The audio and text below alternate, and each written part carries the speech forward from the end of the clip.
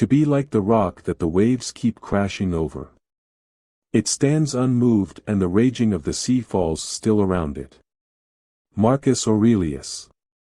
For centuries, people have wondered why and how we should live. Albert Camus, an absurdist, compared life to the endless task of pushing a boulder up a mountain. In simpler terms, just living is like facing a tough challenge. Camus believed that despite the difficulties, we should imagine ourselves happy, much like Sisyphus pushing that boulder.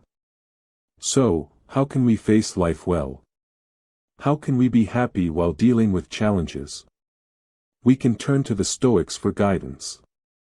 They not only wrote about perseverance but also applied Stoicism to endure through tough times like plagues, exiles, imprisonment, and wars. The Stoics offer insights on how to navigate life's challenges with resilience and contentment. What does it mean to persevere? Ask, why is this so unbearable?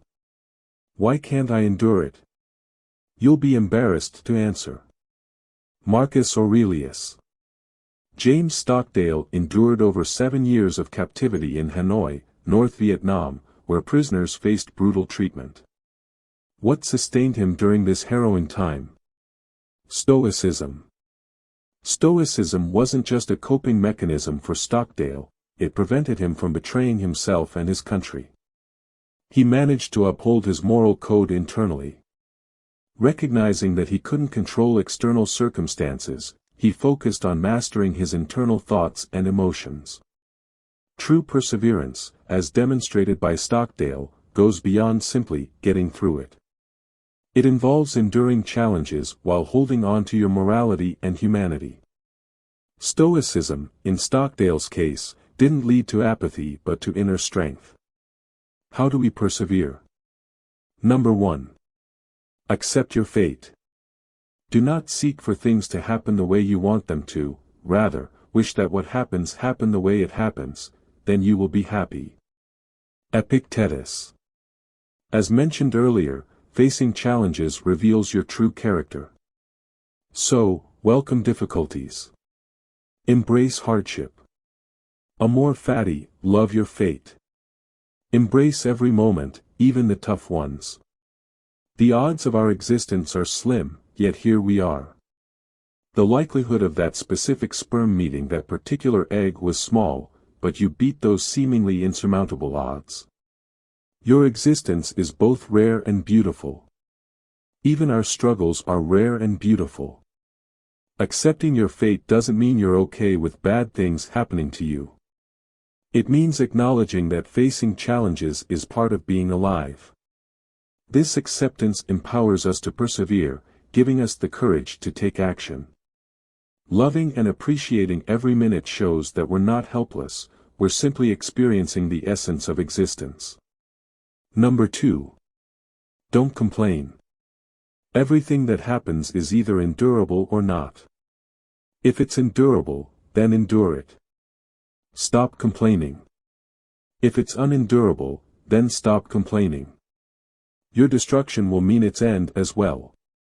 Just remember, you can endure anything your mind can make endurable, by treating it as in your interest to do so. In your interest, or in your nature. Marcus Aurelius. It's a matter of whether you persevere or not. Complaining, however, doesn't necessarily improve your chances. It's okay to feel emotions and talk to others, but don't convince yourself you're bound to fail. Avoid declaring to yourself or others that a specific struggle will be your downfall.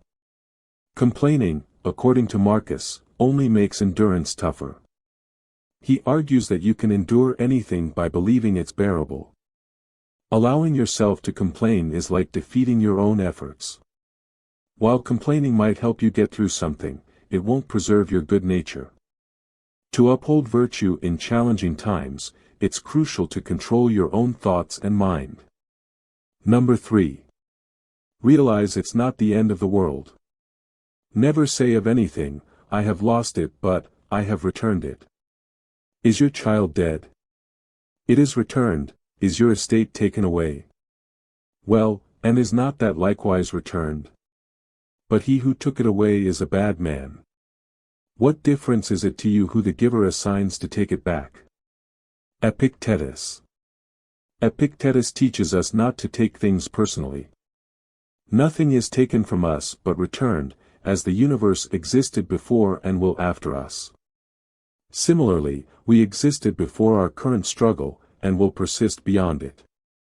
In the last episode of BoJack Horseman, BoJack says, "Life's a bitch and then you die, right?" Diane responds, "Sometimes. Sometimes life's a bitch and then you keep living." We live despite life's hardships. While life won't always be suffering, it's inevitably tied to it. When we face loss or tough times, the best response is to live virtuously. Difficulties will end, and so will we. The only thing we control is our response. Number 4. Don't just sit there and take it. Putting things off is the biggest waste of life. It snatches away each day as it comes, and denies us the present by promising the future. The greatest obstacle to living is expectancy, which hangs upon tomorrow and loses today. You are arranging what lies in fortune's control, and abandoning what lies in yours. What are you looking at? To what goal are you straining? The whole future lies in uncertainty. Live immediately. Seneca. Seneca emphasizes that we have some control over our lives. Delaying action means letting our suffering take full control. Taking steps to end our suffering is a way of regaining control.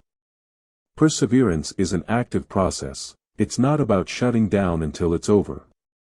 To persevere, we need to respond rationally to our hardships. It means determining the most virtuous course of action and persevering immediately. Don't wait, take active steps to endure and overcome challenges. Number 5. Demand better, don't just want better. How long are you going to wait before you demand the best for yourself and in no instance bypass the discriminations of reason? You have been given the principles that you ought to endorse, and you have endorsed them. What kind of teacher, then, are you still waiting for in order to refer your self-improvement to him? You are no longer a boy but a full-grown man. If you are careless and lazy now and keep putting things off and always deferring the day after which you will attend to yourself, you will not notice that you are making no progress, but you will live and die as someone quite ordinary. Epictetus. When facing struggles, the temptation to give up on ourselves or settle may arise. We might get accustomed to things being just okay and abandon the pursuit of a better life. This, however, is not acceptable. Remember, you have the choice to either persevere or stop. Regardless, we are all bound to face our mortality at some point. Epictetus reminds us that we can die ordinary if we choose not to persevere. While everything eventually comes to an end, there is power in the decision to persevere. Hardships can either conclude because we take action to end them, or they end with our passing. We have some control over when our suffering ends. It's crucial to insist on getting through tough times. Take small steps, tidy up your surroundings, demand better treatment, advocate for yourself, and prioritize self-care. Don't let yourself get accustomed to suffering. While we can acknowledge the existence of hardship, we must continue to fight against it. Avoid complacency at all costs. Number 6. Stop torturing yourself. We suffer not from the events in our lives, but from our judgment about them. Epictetus. Our suffering might often be self-inflicted, especially when we take difficulties personally. While it's important to take accountability for actions that contribute to suffering, it's possible to do so without causing more suffering. Instead of saying, "I lost my job because I'm lazy and stupid," you can say, "I lost my job because I did not meet the requirements for it." The difference lies in one statement reporting a judgment and the other reporting a fact. Rational mapping of why things happen can reduce our suffering. Labeling ourselves as lazy or stupid doesn't solve the problem, it only makes us feel worse. Often, challenges occur simply because they do. Taking it personally can hinder our ability to actively solve the problem. Recognizing that it's not entirely our fault can give us the courage to take constructive action.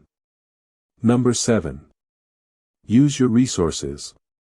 Prudent people look beyond the incident itself and seek to form the habit of putting it to good use. On the occasion of an accidental event, don't just react in a haphazard fashion, remember to turn inward and ask what resources you have for dealing with it. Dig deeply.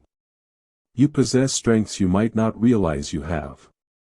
Find the right one. Use it. Epictetus.